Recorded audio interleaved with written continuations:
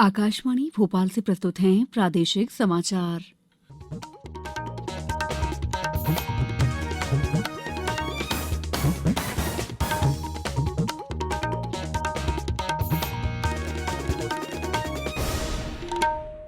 नमस्कार, समाचारों के साथ मैं दीपा सिंह। पहले एक अपील।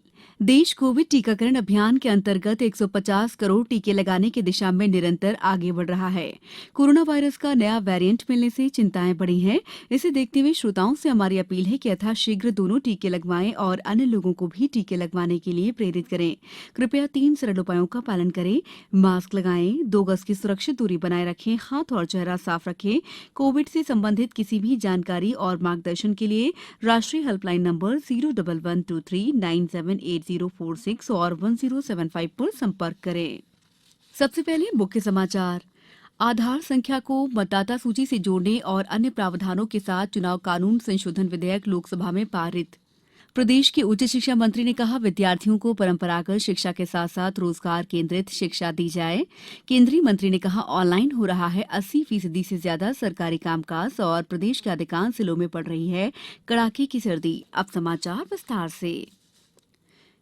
चुनाव कानून संशोधन विधेयक 2021 आज लोकसभा में पारित हो गया। कांग्रेस और वाम दलों सहित विपक्षी सदस्यों ने विधेयक का विरोध किया। इस विधेयक में आधार संख्या को मतदाता सूची से जोड़ने का प्रावधान है। इसके अलावा इसमें 18 साल की उम्र वाले लोगों को मतदाता सूची में अपना नाम दर्ज कराने के लिए साल में 4 अवसर मिलेंगे। इसके तहत मतदाता जनवरी, अप्रैल, जुलाई और अक्टूबर की पहली तारीख को सूची में अपना नाम दर्ज करवा सकेंगे। विधेयक पर चर्चा के दौरान केंद्रीय विधि और न्याय मंत्री किरेन रिजिजू ने कहा है कि विधेयक में संशोधन से चुनाव प्रक्रिया ज्यादा पारदर्शी और निष्पक्ष हो सकेगी। उन्होंने कहा है कि आधार संख्या से मतदाता सूची को जोड़ने का प्रावधान अनिवार्य नहीं बल्कि स्वैच्छिक है। चुनाव संबंधी कानून को सैन्य मतदाताओं के लिए लैंगिक निरपेक्ष बनाने की भी व्यवस्था की गई है। विधेयक को लेकर विपक्षी सदस्यों की आपत्तियों को खारिज करते हुए श्री रिजिजू ने कहा है कि संशोधन निर्वाचन आयोग और संसद की स्थायी समिति के सुझावों के आधार पर किए गए हैं। आज की आवश्यकता शिक्षा को रोजगार से जोड़ने की है।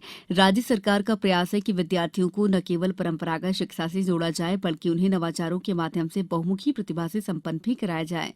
ये विचार उच्च शिक्षा मंत्री डॉ मोहन यादव ने प्रशासन अकादमी में राष्ट्रीय शिक्षा नीति 2020 के क्रियान्वयन और विभागीय विषयों पर महाविद्यालयों के प्राचार्यों की 1 दिवसीय कार्यशाला के उद्घाटन अवसर पर व्यक्त किए।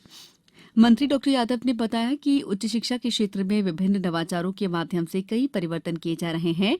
नई शिक्षा नीति में ऐसे विषयों को जोड़ा गया है जिससे युवाओं को अधिकाधिक रोजगार मिल सके। राष्ट्रीय शिक्षा नीति ने विद्यार्थियों को नए परिवेश से परिचय कराने का मौका दिया है। प्रदेश विधानसभा का 5 दिवसीय शीतकालीन सत्र आज से शुरू हुआ। सत्र के पहले दिन आज राष्ट्रीय रक्षा प्रमुख सीडीएस विपिन रावत सहित विधानसभा और लोकसभा के दिवंगत सदस्यों को श्रद्धांजलि दी गई। गांधीवादी और सामाजिक कार्यकर्ता doctor SN Subba Rao, doctor NP Mishra, Kashmir के शोपियां में आतंकवादियों के साथ मुठभेड़ में शहीद हुए जवानों को श्रद्धा सुमन अर्पित करने के बाद सदन की कार्यवाही अगले दिन तक के लिए स्थगित कर दी गई। इसके पहले उपचुनाव में निर्वाचित 3 सदस्यों को शपथ दिलाई गई। समाचारों में वक्त है ब्रेक का। कोविड-19 से बचाव और सुरक्षित रहने के 3 उपाय। मास्क लगाएं, 2 गज दूरी है जरूरी, सुरक्षित दूरी रखें, हाथ और मुंह साफ रखें।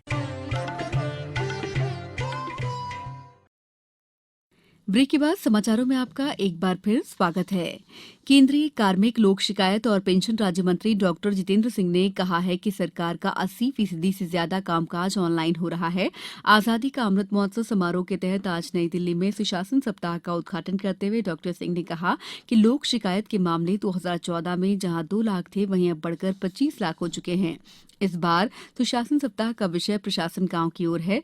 इसके तहत लोक शिकायतों के निवारण और इनकी सेवाओं में सुधार के लिए एक राष्ट्रव्यापी अभियान सभी जिलों, राज्यों और केंद्र शासित प्रदेशों में चलाया जाएगा। सप्ताह भर चलने वाले इस कार्यक्रम के दौरान 700 से अधिक जिला कलेक्टर समय पर शिकायतों को निपटाने और सेवाओं में सुधार के लिए तहसील और पंचायत समिति मुख्यालयों का दौरा करेंगे। केंद्र सरकार देश में अब किसानों के उत्पादों की ब्रांडिंग करेगी। किसान समूह और घरेलू खाद्य प्रसंस्करण से जुड़ी कंपनियों को बढ़ावा देने के लिए केंद्र सरकार ने उत्पादन लिक्विड प्रोत्साहन योजना तैयार की है। ये योजना अगले माह से शुरू हो जाएगी। ये बात केंद्रीय जल संसाधन और खाद्य प्रसंस्करण राज्य मंत्री प्रहलाद सिंह पटेल ने इंदौर में पत्रकारों से कही। उन्होंने बताया कि प्रधानमंत्री सूक्ष्म खाद्य प्रसंस्करण योजना के तहत देश के 2 लाख स्वयं सहायता समूह को जोड़ा जाएगा। योजना के तहत छोटी छोटी खाद्य प्रसंस्करण इकाइयां लगाने के लिए इन समूहों को 35% तक अनुदान भी दिया जाएगा। इस योजना के अंतर्गत 5 साल में 10,000 करोड़ रुपए खर्च किए जाएंगे। उत्तर भारत से आ रही बर्फीली हवाओं के कारण प्रदेश के अधिकांश जिलों में कड़कड़ाती ठंड पड़ रही है। रात में कड़ाके की ठंड महसूस की जा रही है। आज सोमवार को सुबह से तेज सर्दी का एहसास बना हुआ है, लेकिन कड़क धूप खिलने से लोगों को ठंड से काफी राहत मिली। मौसम विभाग के मुताबिक आने वाले 2 दिनों तक ठंड के तेवर ऐसे ही बने रहेंगे। भारत ने सैफ अंडर 19 महिला फुटबॉल प्रतियोगिता के फाइनल में प्रवेश कर लिया है। भारत ने कल ढाका में अपने अंतिम ग्रुप मैच में नेपाल को 1-0 से हराया। प्रियंका देवी ने 66वें मिनट में गोल कर भारत को विजय दिलाई। एकजुट भारतीय टीम ने नेपाल को कड़ी चुनौती दी। नेपाल ने मैच को जीतने के लिए कड़ा संघर्ष किया, लेकिन कामयाबी नहीं मिली। खिताबी मुकाबला बुधवार को होगा। ग्रुप के मुकाबलों में भारत बांग्लादेश के खिलाफ 3 मैच जीतकर दूसरे स्थान पर रहा। अब कुछ समाचार संक्षेप में। राज्य निर्वाचन आयोग ने अशोकनगर में पंचायत चुनाव के लिए सेवानिवृत्त आईएएस अशोक कुमार शर्मा को प्रेक्षक नियुक्त किया है। जबलपुर की मटर की ब्रांडिंग और मार्केटिंग के उद्देश्य से स्मार्ट सिटी द्वारा 26 दिसंबर को मटर से बने व्यंजनों की जिला स्तरीय प्रतियोगिता कराई गई है। टीकमगढ़ जिले में पंचायत चुनाव के लिए नियुक्त प्रेक्षक भारत भूषण गंगेली ने टीकमगढ़ पहुंचकर कलेक्टर और जिला निर्वाचन अधिकारी सुभाष कुमार द्विवेदी से मुलाकात की और व्यवस्थाओं का जायजा लिया। बुलेटिन के अंत में एक अपील, मास्क और 2 गज की दूरी, हाथ धोना भी है जरूरी। नमस्कार।